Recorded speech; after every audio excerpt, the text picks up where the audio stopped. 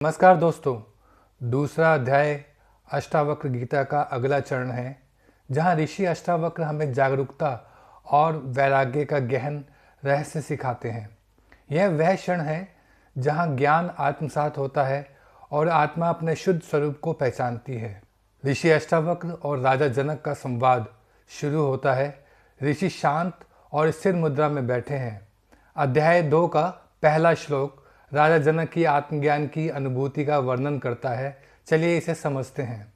दृष्ट्वा प्रपंचम किल शून्यम आत्मना माया मात्रमिदम सर्वम इत्येवं प्रविभाव्य च। श्लोक का अर्थ है, जब व्यक्ति इस संपूर्ण जगत को अपने आत्म स्वरूप में शून्य के समान देखता है और यह समझता है कि यह सब केवल माया का खेल है, तब वह ज्ञान की स्थिति में पहुंचता है।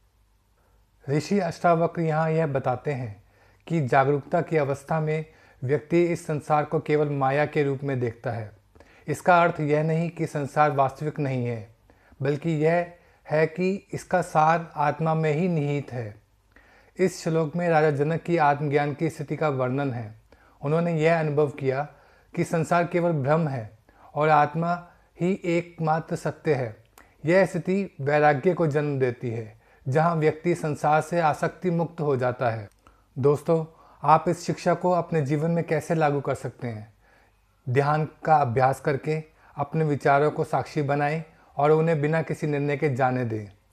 वैराग्य विकसित करके संसार की अस्थायी वस्तुओं के प्रति अपनी आसक्ति को धीरे धीरे कम करें। स्वयं को याद दिलाकर यह संसार एक नाटक है और आप केवल इसके दर्शक हैं। दोस्तों, यह श्लोक हमें सिखाता है कि आत्मज्ञान के लिए हमें अपने भीतर की सच्चाई को पहचानना होगा और बाहरी संसार के आकर्षण से मुक्त होना होगा। दोस्तों, अगले वीडियो में हम इस दूसरे अध्याय के अगले श्लोकों की गहराई में उतरेंगे।